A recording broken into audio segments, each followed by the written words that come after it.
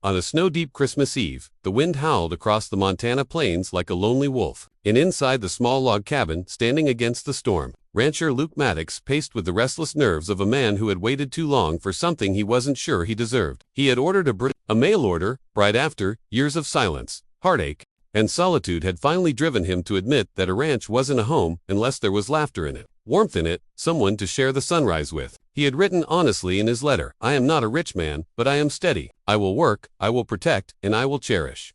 What he didn't say was how long it had been since he'd felt a woman's kindness, how empty every Christmas had felt since his parents passed, leaving him to raise his little daughter, Clara, alone. And now, as snow curled under the cabin door and the fire glowed low like a waiting heartbeat, he wondered if the woman who agreed to marry him, a stranger named Evelyn Hart, would be everything Clara needed, and everything he'd dared hope for. Meanwhile, miles away, along the frozen trail, Evelyn trudged through the storm, her thin boots soaked, her arms trembling not from fear but from the tiny newborn cradled beneath her shawl. Her son, Samuel, slept lightly, his breaths forming tiny white clouds in the icy night.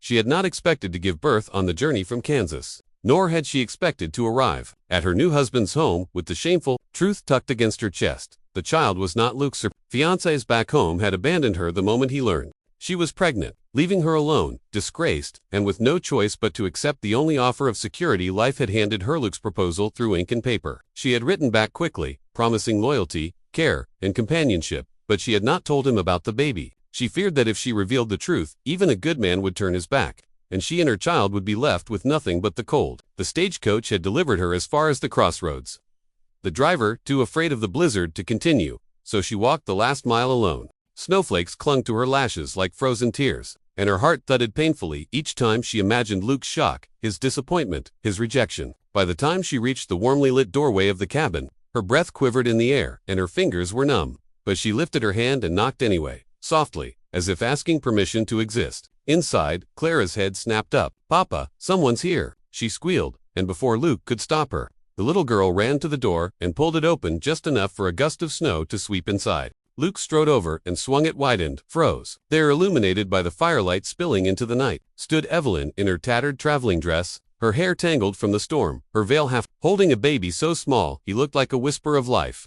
Evelyn swallowed hard, her voice trembling. "Luke, I must tell you something. This child, he's not yours." She braced for the door to slam, 4 harsh words, for the judgment she carried like a stone around her neck. But Luke didn't speak. The wind howled behind her, pushing a swirl of snow around her bare feet. Clara peeked out from behind her father, eyes wide, staring at the baby with innocent curiosity. Luke's jaw tightened on in anger, but in a long, weighted breath before he stepped forward. Evelyn instinctively stepped back, but he lifted one hand gently and said, in a voice deep and steady, "You look like you've walked through the whole storm to get here. Come inside before you freeze."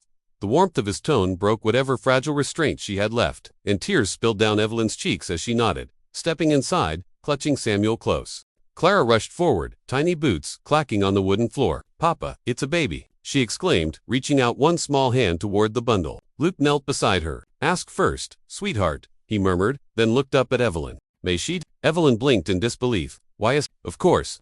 Clara gently touched Samuel's cheek, giggling softly. "He's warm." Evelyn's chest tightened painfully. How long had it been since she'd been greeted with such tenderness? Luke rose slowly, eyes fixed on the child, then on her. "Evelyn," he said quietly, "you're safe here. Both of you." She opened her mouth to protest, to confess everything she feared he misunderstood, but he lifted a hand. "You came to me on Christmas Eve carrying a child who needed shelter. A woman who needed shelter. I don't know what happened before you wrote to me. I don't know the hurt you're carrying, but a man who turns away a woman in need, especially one who trusted him enough to come this far, that man wouldn't deserve a family in the first place." Evelyn pressed a trembling hand to her lips. "You're not angry." Luke gave a soft chuckle, though emotion thickened his voice. "I'm a rancher, Evelyn. I know that life doesn't always grow the way we expect, but everything worth having is worth fighting for. If you'll have me, I'll raise this boy like he was my own flesh and blood." She couldn't hold back the sob that slipped free. Relief, gratitude, and the slow thawing of a heart that had been frozen too long. Luke stepped closer, placing a warm, steady hand on her shoulder. "And if you'll let me," he whispered, "I'll be a husband to you, not out of obligation, but because I already feel like the good Lord brought you here for a reason."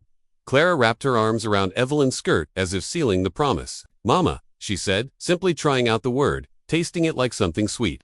Evelyn's breath shattered. Samuel stirred, and she looked down at her son, then at Luke, and saw in his eyes, not duty, not pity, but hope. Yes, she whispered, voice breaking. Yes, I'll stay. I'll marry you. Luke smiled soft, tender.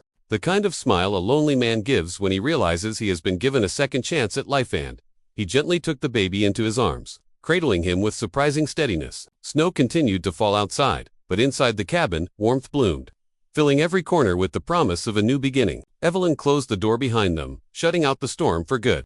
And for the first time in months, she felt truly, blessedly home. And Clara, giggling and twirling beside the Christmas tree, whispered as if stating the truth of the world itself, "Papa, Santa brought us a mama and a baby." Luke chuckled, pulling Evelyn close with his free arm. "No," he murmured, pressing his forehead to hers. "God did.